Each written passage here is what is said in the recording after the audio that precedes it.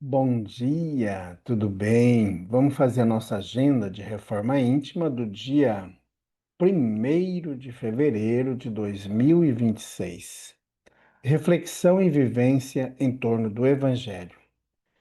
Exultai e alegrai-vos, porque é grande o vosso galardão nos céus, porque assim perseguiram os profetas que foram antes de vós. Mateus 5,12.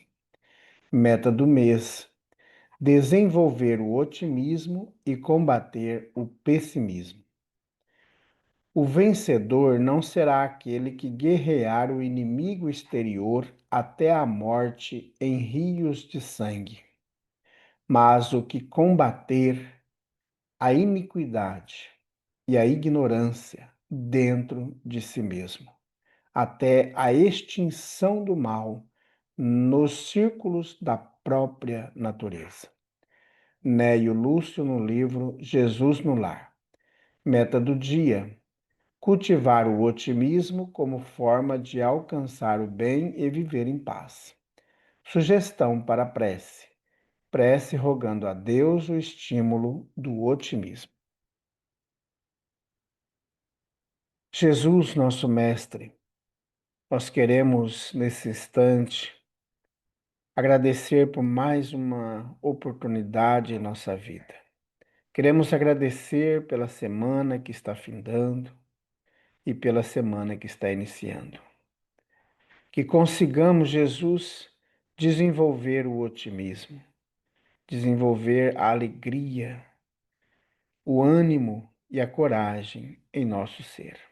Fica conosco, Jesus.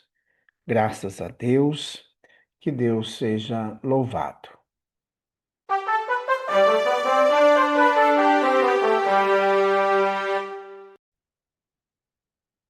Meus amigos, daqui a 27 dias nós iniciaremos os cursos em nossa casa espírita, a Global Kardec, a Escola de Estudos Espíritas. Se organize, se programe para estar conosco nessa nova tarefa. Você quer desenvolver a sua mediunidade? Você quer estudar mais sobre o Espiritismo, sobre Deus, sobre Jesus? Então venha estudar conosco. Dia 28 de fevereiro teremos a nossa aula. Meus amigos, hoje nós estamos encerrando a leitura do livro Luz Acima. Essa obra foi psicografada por Chico Xavier no ano de 1947, ditado pelo espírito Humberto de Campos. Então vamos para o nosso capítulo 50. Bilhete a Jesus. Senhor Jesus, enquanto a alegria do Natal acende luzes novas nos lares festivos, torno à velha Palestina, revendo com os olhos da imaginação a paisagem de tua vinda. Roma estendia fronteiras no Nilo, no Eufrates, no Reno, na Tâmisa, no Danúbio, no Mar Morto, no Lago de Genezaré, nas areias do Saara. César sossegava e protegia os habitantes das zonas mais remotas, aliciando a simpatia dos príncipes regionais. Todos os deuses indígenas cediam a Júpiter, o dono do Olimpo, de que as águias dominadoras se faziam emissárias, tremulando no topo das galeras, cheias de senhoras e de escravos. Lembras-te, Senhor, de que se fazia grande estatística por ordem de Augusto o Divino? Otávio, cercado de assessores inteligentes, intensificava a centralização no mundo romano, reorganizando a administração na esfera dos serviços públicos. As circunscrições censitárias na Judéia enchiam-se de funcionários exigentes. Cadastravam-se familiares, cadastravam-se famílias, propriedades, indústrias. E José e Maria também se locomoveram com os demais para atender às determinações. A sensibilidade israelita poderia manter-se à distância do culto de César, resistindo ao incenso com que se marcava a passagem dos triunfadores em púrpura sanguinolenta, mas a experiência judaica, estruturada em suor e lágrimas, não se esquivaria à obediência perante os regulamentos políticos. As estalagens, no entanto, estavam repletas e não conseguiram lugar. Por essa razão, a estrela gloriosa que te assinalou a chegada não brilhou sobre templos ou residências de relevo. Apenas a manjedoura singela te ofereceu conforto e guarida. Homens e mulheres faziam estatísticas minuciosas de haveres e interesses. Se o governo imperial decretava o recenseamento para reajustar observações e tributos, os governados da província alinhavam medidas imprimindo modificações aos quadros da vida comum, para se subtraírem de alguma sorte às exigências. Permutavam-se cabras e camelos, terras e casas, reduzidos, porque agrícolas, parques e agrícolas e pequenas indústrias. Haveria espaço mental para a meditação nas profecias.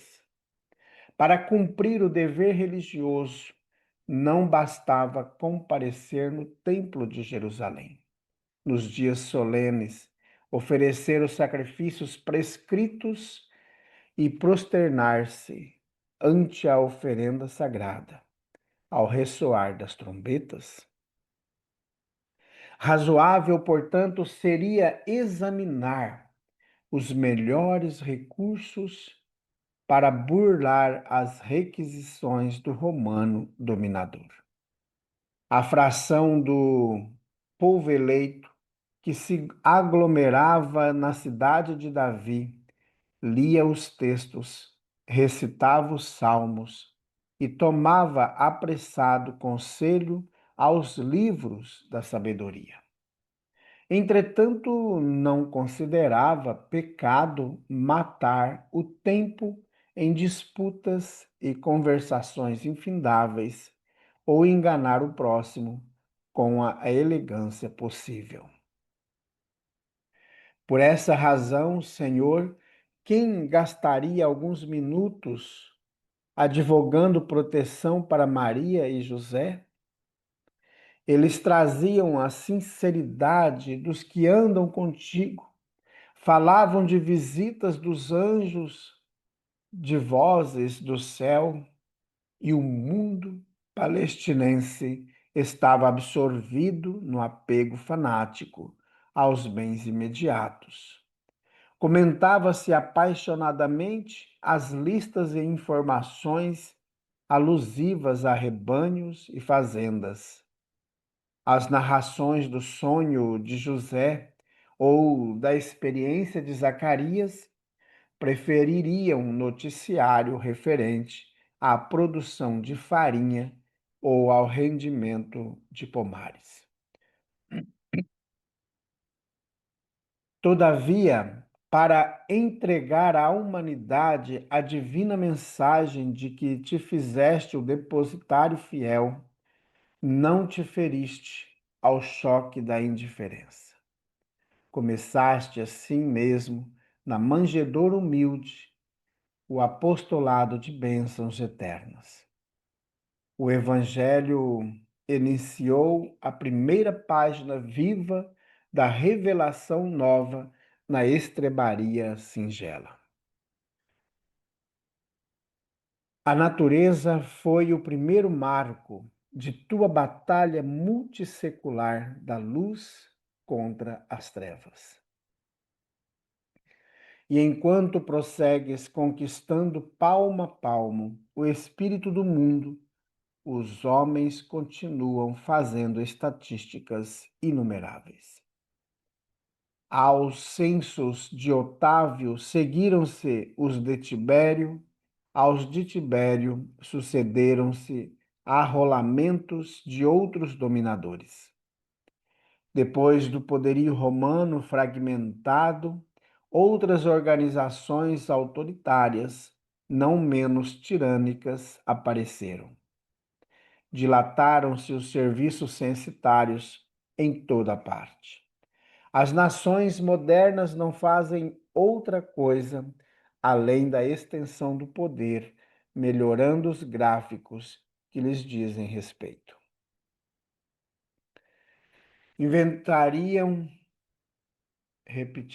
Inventariavam-se na antiga Judéia ovelhas e jumentos, camelos e bois. Hoje, porém, Jesus, o arrolamento é muito mais importante.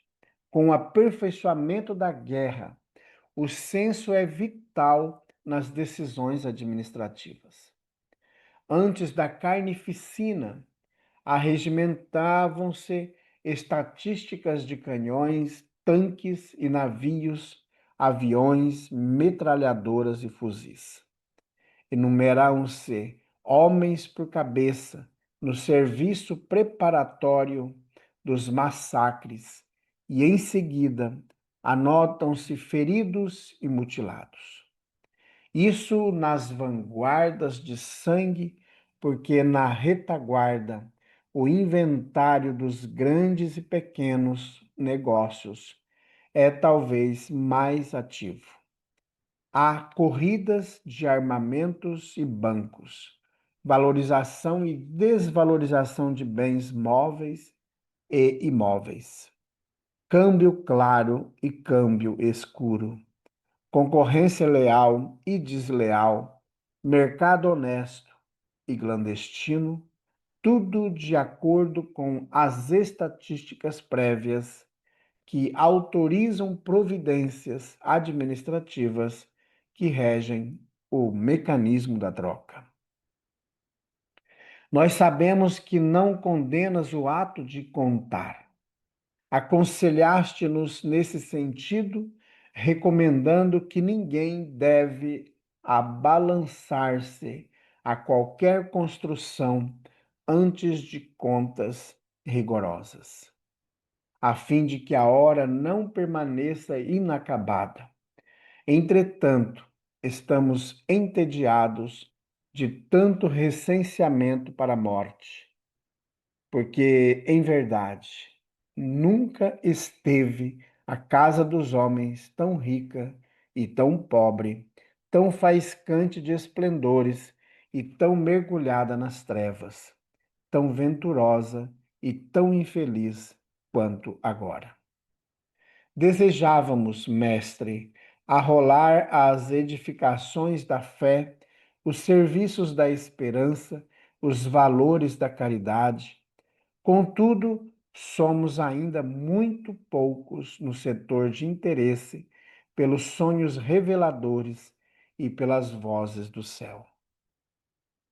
Apesar disso, sabemos que os homens, fanatizados pela estatística das formas perecíveis, examinam os gráficos de olhos preocupados, movimentando-se entre tabelas e números, mas erguem corações ao alto, amargurados e tristes, torturados pela sede de infinito. Quem sabe, Senhor, poderias voltar, consolidando a tua glória, como o fizeste há quase 20 séculos? Entretanto, não nos atrevemos ao convite direto.